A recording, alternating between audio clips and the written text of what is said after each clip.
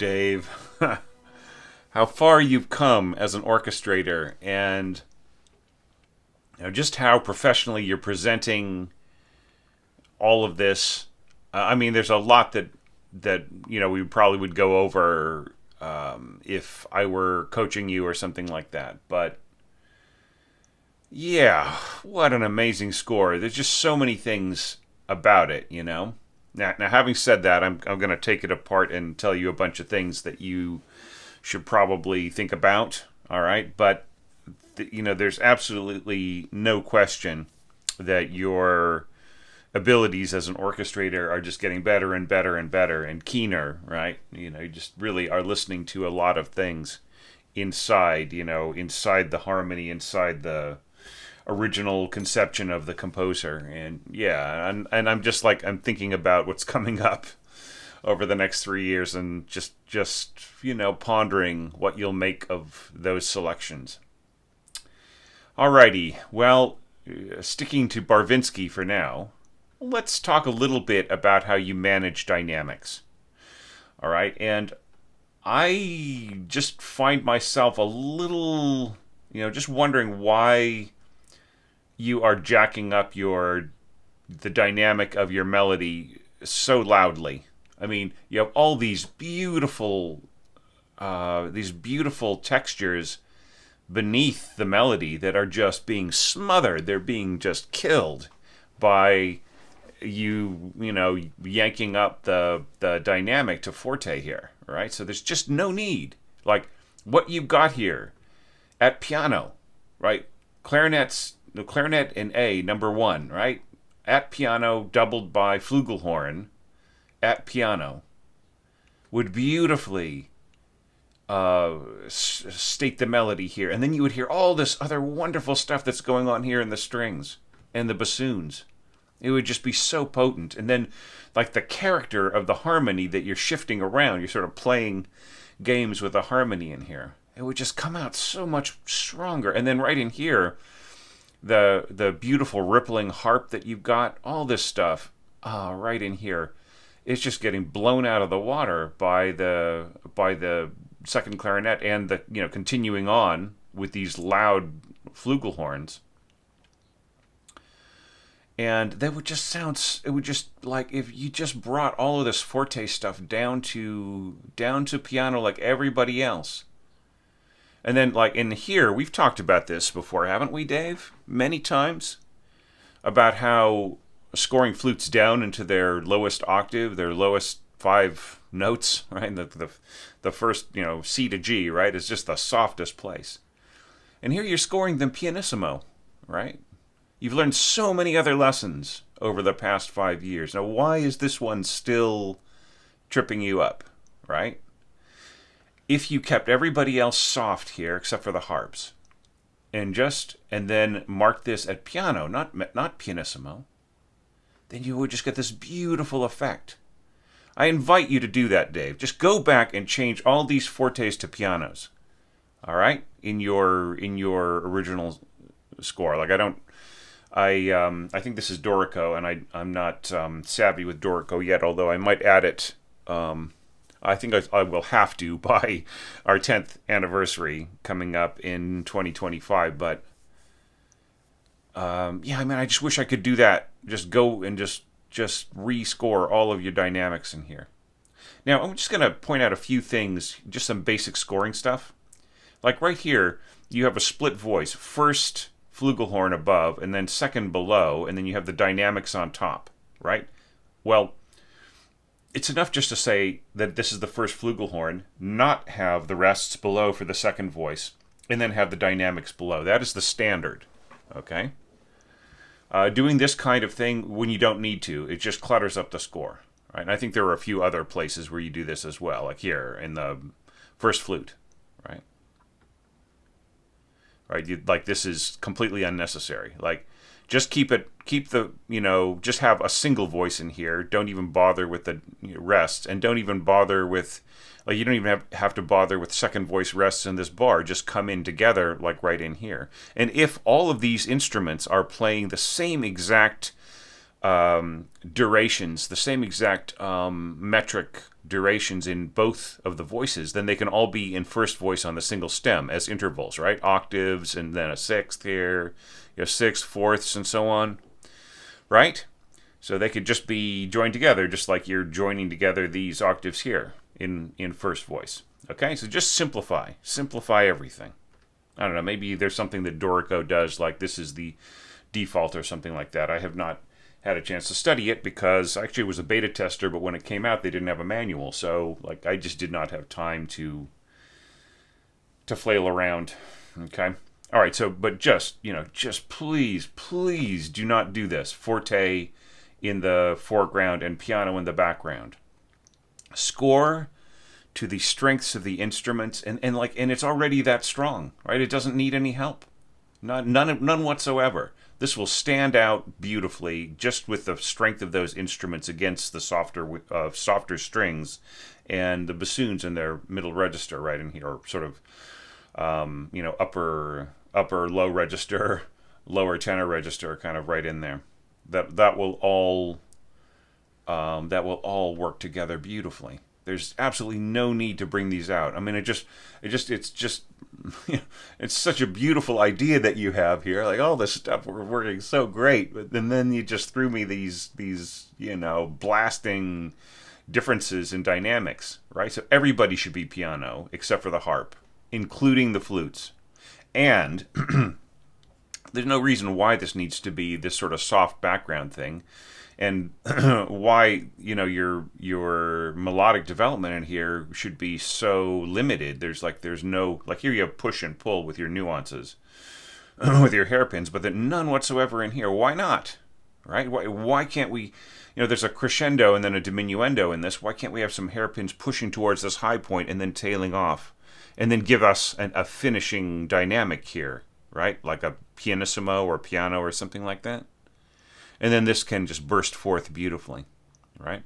Now here, everything would work fine if it were piano or mezzo forte, or even forte. I don't think it needs to be forte. I mean, I actually like the idea of keeping the dynamics down a little bit here. But yeah, so right in here, Dave, look at these rests, okay? These are imported from the original piano score. Now, do you remember... Did you view the Pitfalls video? Did you remember, if you watched that I was talking about how the middle voice played a role in connecting what was going on in the left hand? So you've got some of that in your violas, but then we have these, this sort of kind of gaps in here, right? Which are sort of, the reason why there is a rest in the lower staff of the left hand in the piano score is because the left hand is reaching over and playing, thirds in the middle staff, and then going back to playing those other ones, or those other pitches in the lower staff, right? So I think it is up to you as the orchestrator to connect them rather than just throwing in these gaps, because you end up with this part that is, da da da da da da. It's just like it. I've mentioned it before as phrases interruptus, right? So there's just like this sense of kind of jittering around and kind of not connecting. Connect them together. Find the missing pitch in the other part. Okay. Because like here, you have scored this to be as smooth as possible. So I could see if you were planning to make this kind of like a light waltz or sort of like a kind of a skipping rhythm, but that's not the character or what you're going for. So you shouldn't put in things that undermine the smoothness, right? Okay, but I really like the fact that you're solving the problem of what to do with the left-hand patterns to not make them just so rigid. Very, very important thing that I have in my evaluation criteria. Sorry, I'm just... this is a situation where I was... I've just been... My wife is on vacation, not vacation, but she's on a tour, actually. Well, she's playing for a concert in another city right now, so I'm looking after my boy solo, and I'm just trying to get a bunch of stuff done while she's away, and so just everything is sort of a jumble today. So look, here's another thing, just kind of talking about dynamics. So here, this is what I wanted you to do here, right, in the Flugelhorn part. Just like this, right? But then why are the dynamics, why are they above? They should be below.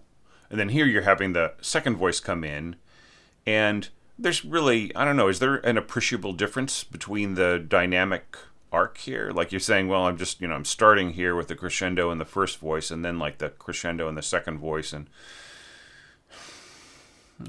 why not just start the crescendo here? Or, because it seems like, well, yeah, I mean, I see the logic, because there's just a slight difference right in there, but it just seems a little fussy. That's all. Anyway, not a big deal, but still, it's just very, very cluttered. All right, and then right in here, like, I already mentioned, should be like this. But you could, here with these dynamics, they could still be down here until the second voice comes in right in here. Probably. Here's a compromise, okay? Drop these hairpins down to here, and then when this dynamic, when these hairpins come in here, then I would say throw in a rest here, just to kind of show the conductor that that you really intend to have a different start to these dynamics and so on. But then see, like, it's unclear. Like, do you intend this to go on with a crescendo as it is in other parts, or do you intend this to be unified together? So you would just have to keep using the same approach as before with the hairpin on top. All right. Well, these are little piddly kind of music engraving tips kind of things, right? I'm not saying that music engraving tips is piddly. I got huge respect for those guys, but just like in terms of the chore you've set me, which is to look at your parts, to look at your scores, that, it's a concern that doesn't really have to do so much with orchestration, but just more with how to express it. All right, well, this is kind of cool. I love the way that you are interpreting this, and then you're working in the middle voice right in here, and then you're varying the way that it all works together within all the parts. I think that's really lovely. And I'm not on the same wavelength with your harmonic choices, but that doesn't mean that they're necessarily wrong or bad. Or there are a couple of places though where they're a little too parallel, and I'll talk about that when we get to it. But this is all I just feel it's really lovely. But, once again, like, it's sort of marred by this protrusion, right? There's this massive sticking out of the texture of the melody line here, and then all this beautiful stuff that's going on in these other parts just really feels a little underpowered, right? I mean, especially like, we're not hearing the strings hardly at all here, right? And it's just this blasting melody right in here, right? So just really try not to do this. Forte against piano, and pianissimo, in low flutes, right? Which we've had many discussions about, you've heard, right? All right, so you got to get past that. You've got to stop scoring low flutes in a position where they won't be heard, right? So like right in here, for instance. This really does not have much of a chance at all. This is more of an oboe line against this kind of a texture, right? So really seriously, like, and then right in here, like, if everybody were playing piano, then I would say, well, maybe if you had two flutes here or something. But really, in all honesty, listening to the mock-up, can you really hear any flute at all there? And then hear second flute? What is that contributing? You can't really hear it until around here. C, E, F, right? So I would say rethink this, right?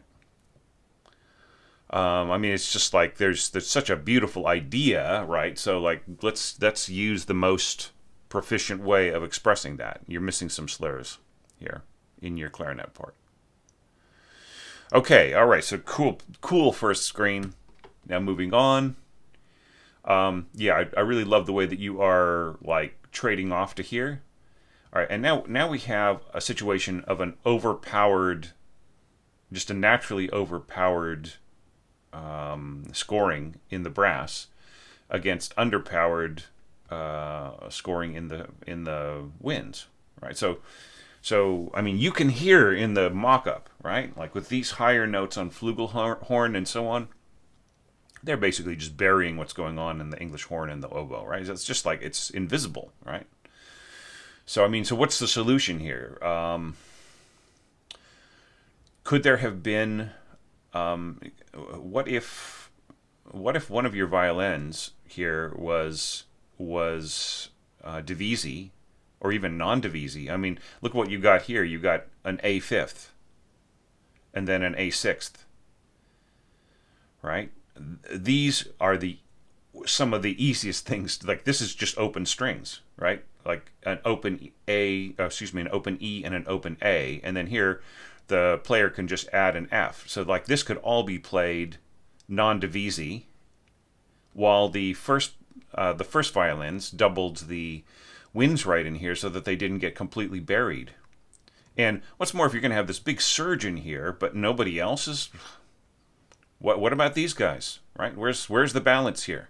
How are these players going to, like, even with the help of the first violins doubling what's going on here, how could this stand out? Now, if you really say, oh, well, just Thomas, I don't think that I want a blended sound there. I don't want to blend the first violins with the oboe family here. I want these players really to be their own distinct voice, that sort of solo thing. Well, then you have got to submerge or you have got to somehow tame or temper what's going on here in your brass, because they are just burying, just their overtones alone. I mean, I love the idea of flugelhorns at the beginning of this, and I have probably expressed some cautions about the efficacy of flugelhorn scoring and so on and so forth. And there have been a few comments, I think, in the Patreon feed about flugelhorn and so on from time to time. But in this case, I think that they work pretty nicely. I think that this is all really great. I almost wonder, like, if the first trombone were like an alto trombone rather than a tenor playing an alto part, I think that it would be an even better blend. Flugelhorns and alto trombone. Wow, what a cool sound that would be, right? Okay, well, coming back down to earth here. So look, just you've got to, for this to work, it's got to be doubled by first violins, and the second violins can easily play this non-divisi just with the same exact strength that you have here with first and second, right? So that's like number one.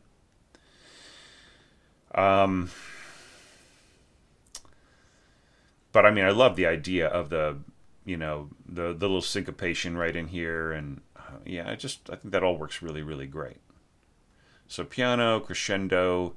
If you're going to crescendo across 3 bars, it'd be nice to have a destination. So if they were just going up to like mezzo forte or mezzo piano or something, and then down to, it's better to kind of give us like a dynamic here rather than making it subjective, and to have everybody else, And then here, there's absolutely zero need for there to be a split voice here with a second voice in the rests, and and the dynamic above, and you don't need to do that. All right.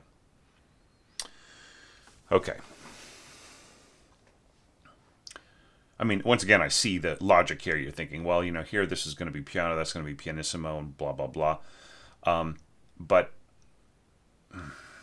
you can, what you can do is you can just have this hairpin and just nothing but first voice, no second voice rests. Just have the hairpin under, and then here on this bar have the hairpin above, and then whatever else you're going to do. And I would put in a diminuendo here from the piano to the pianissimo, just in all of these parts, just so that we're all on the same page. Yeah, and give us a destination dynamic and share these hairpins with everybody, and then you've got a really great little, you've got a great, you've got a great texture right in there. See, like, so many things that work here, Dave, but you're just kind of missing one little thing, or you've got the dynamic sort of skewed the wrong way, or whatever. But geez, everything is just getting really strong here.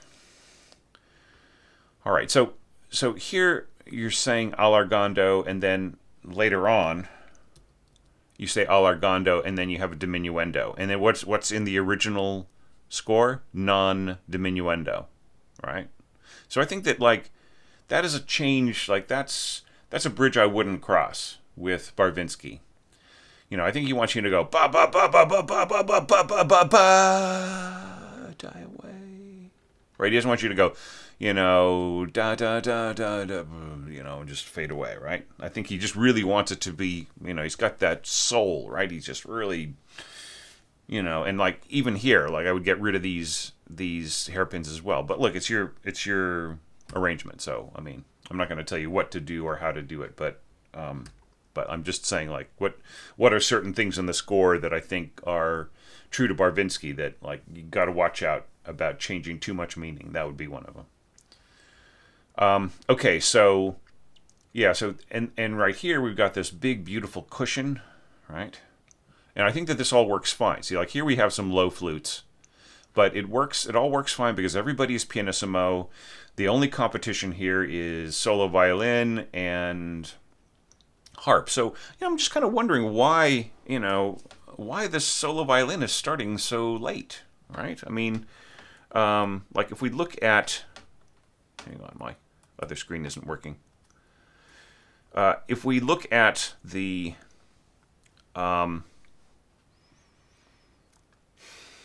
if we look at the original score, like the piano score, there are, you're kind of starting. I mean, it's not really the same notes exactly that are in the. I mean, you make a lot of changes right in here.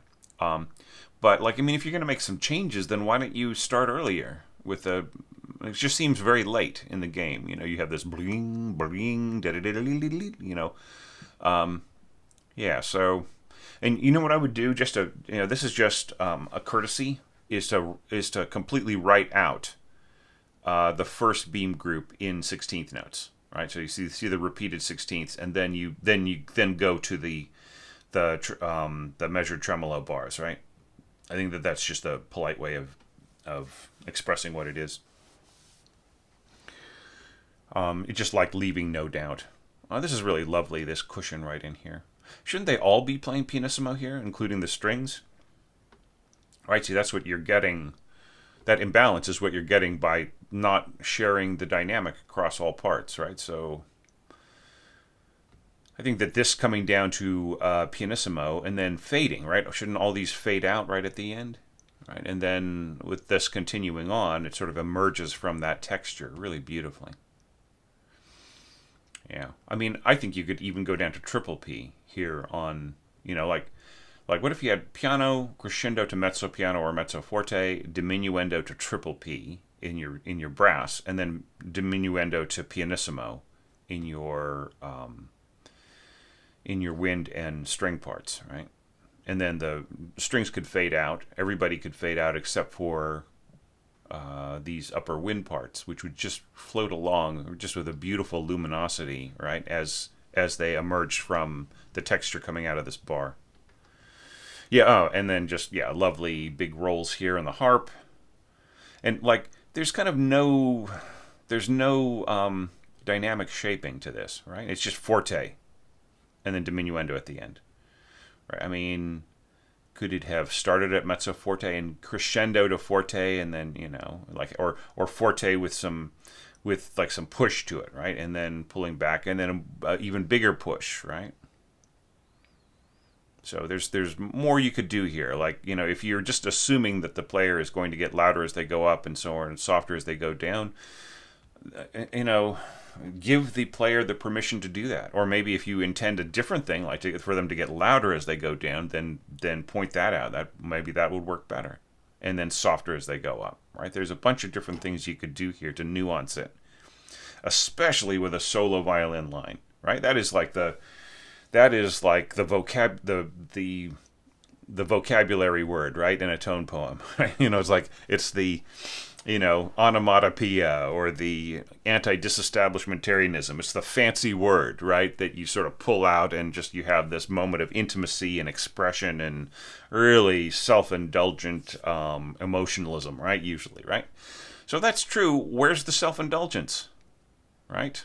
Where, you know, I mean, what is the solo violin here but to yock it up? And I'm not seeing any yocking in here. I'm just seeing forte. So come on, throw us in some nuances, some push and some pull in there. Just really, I mean, what about an accent here or a tenuto mark or something, or maybe a tenuto mark at the beginning of this phrase. Like, just really think it out a little bit more, okay? And then I like this diminuendo to piano. That's all great. Okay.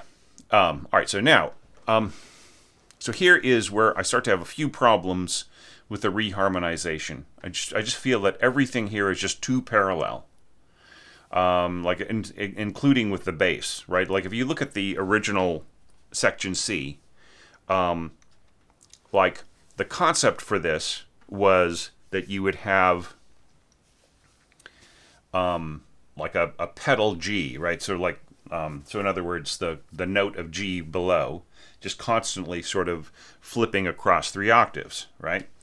But like I'm not getting that same sense here because like even though you do have a pedal G happening here in the in your second violins, that's really the only instrument that's playing it, and it's not really coming from below, it's coming from the middle, right? And then like all this other stuff is just like really getting way down into the basement and so on. So like the context of the of this motion above, sort of floating above the kind of turbulent depths, right, is just completely absent. And then like some of the motion just ends up just feeling kind of blocky to me.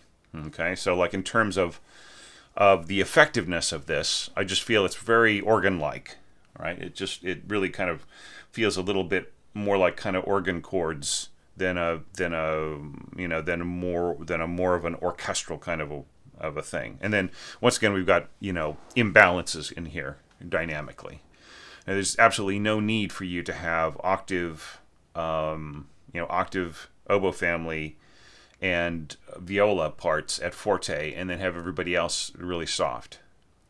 I think it would be better to have everybody at mezzo piano or piano and then maybe have the brass at pianissimo. Right? I think that would end up with a much more balanced, interesting kind of a sound, more luminous.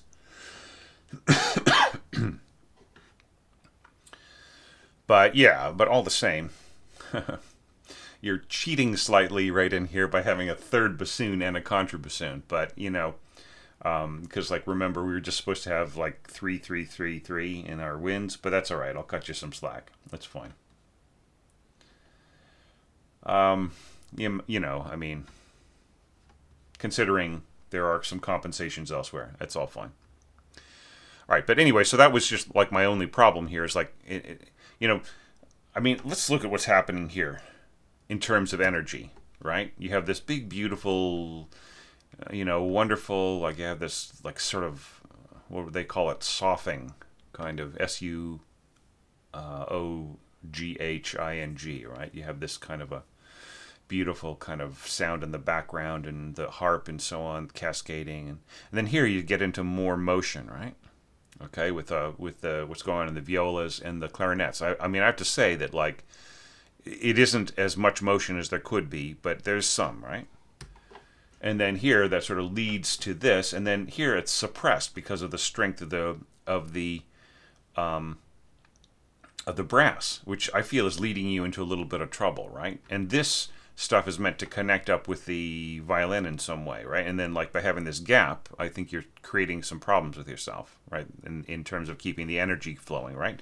And then here, boom, you just cut it off, right? There's like no more, like not having that kind of like thing. By completely cutting that out, we're starting to miss that. Like, what if everything were brought down to a very soft dynamic, and then, as I said before, the heavy brass pianissimo, and you brought in your harp, and you just had your harp play some of those cascading octaves, right? I think that you immediately see a change. And then, like, lighten this intensely heavy, I mean, you've got contrabassoon, tuba, and basses, right? All just playing this line that parallels the harmony, and that's one of the things that makes this feel unnecessarily clumsy to me, right? Just to my particular tastes. So what if that were changed and the harp were brought in, and then you would maintain the energy, but as it is right now, I feel that it's just like it's sort of stopping it cold, right? Just that wonderful flow, that wonderful motorism is kind of getting interrupted. All right, and then like here, like you're pushing towards this forte. It just seems very sudden. And then we're right in here, and like I think that the dynamic, like we need some dynamic markings at the beginning of the passage, right? So like, I mean, yeah, you are. Excuse me, I'm going the wrong direction here. So yeah, here you're just like pushing to a forte here. And then we're kind of not seeing, like at the beginning of the section, what the dynamics are, right? So I mean they're implied from previous, but yeah, it's just still a little weird.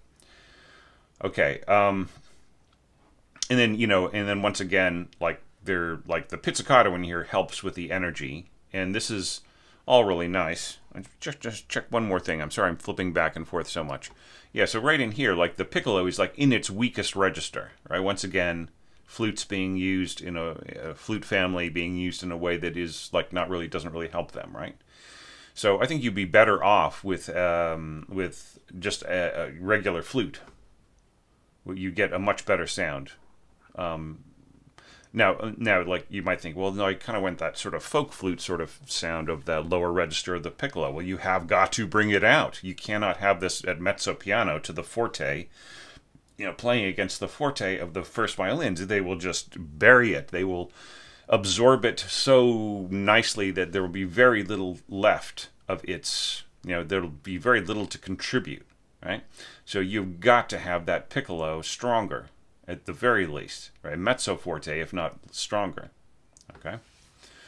All right, so it just sort of feels, just once again, I feel like the energy is getting suppressed or interrupted in a lot of places or left out, right? So like right in here, like I just would have, what are we building towards? This right in here, right? And this is, really just huge brass, and then everybody else is kind of soft, and there aren't any middle strings, and so on and so forth. So I think it's like you have to think of like the overall effect, like how, taking on this much.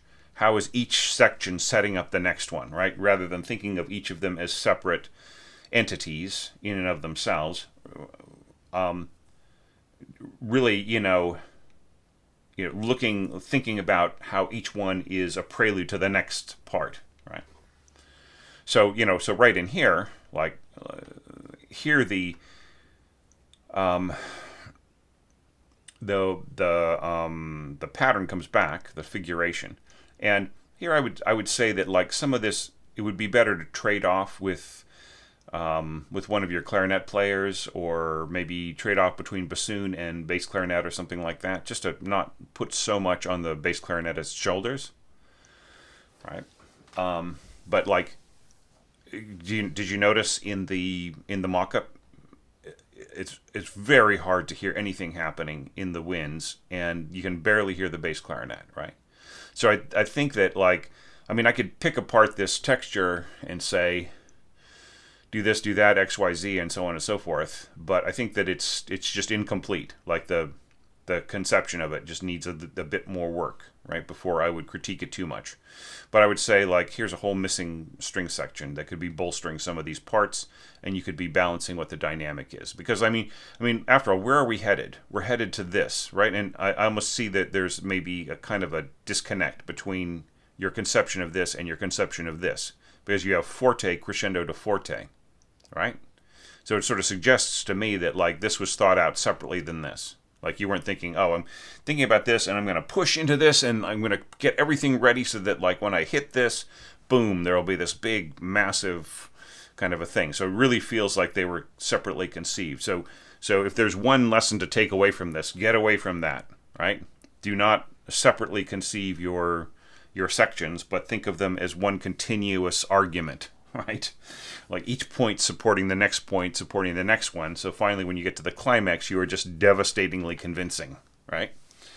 So that's, so I mean, I would say it's worth you going back over this if you have the time and seeing ways that you can possibly implement some of those suggestions. All right, Dave, because like I mean, it's almost like too good of an arrangement to not do that. Like, as much as I'm picking this apart and saying, I'm missing this, I'm feeling more of a need for that, and so on and so forth.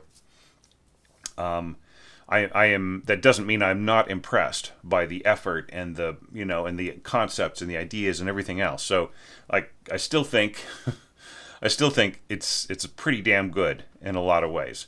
So, I mean, you could bring in the cellos; they're not doing anything important to back up the bass clarinets. You could bring in the middle strings to back up that. You could equalize, or like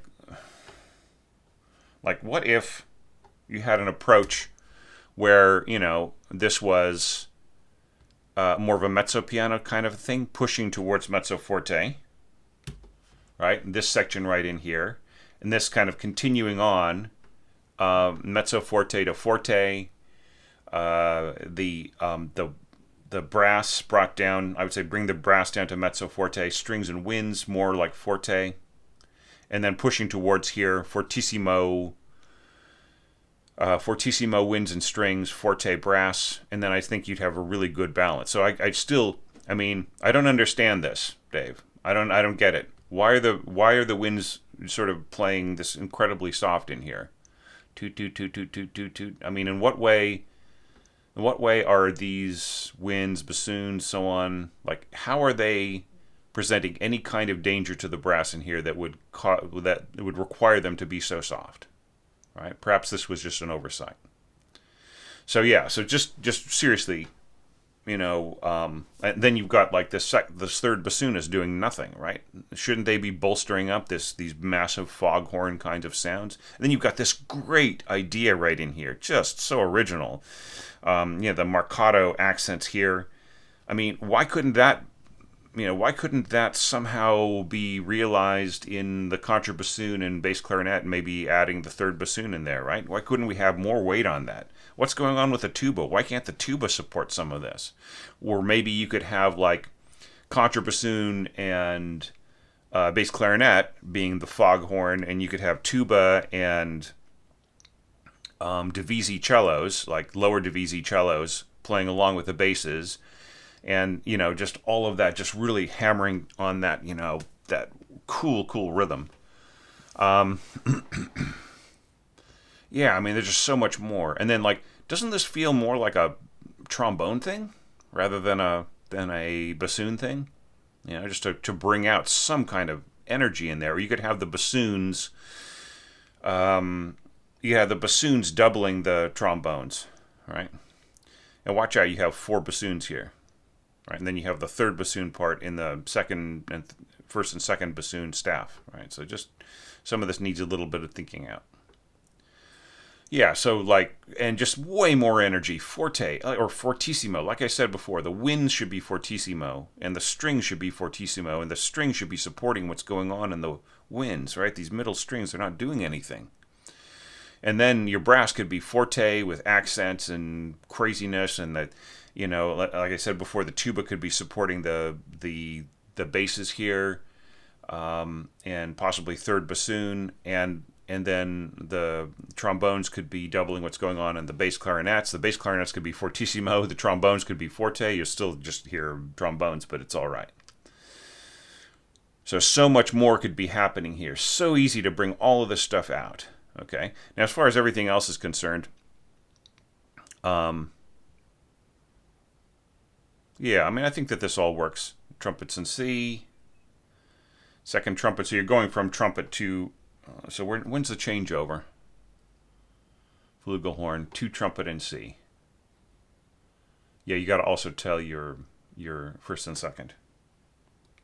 I had a feeling there's something missing there. Yeah, and then here you've got your. Yeah, so. Yeah.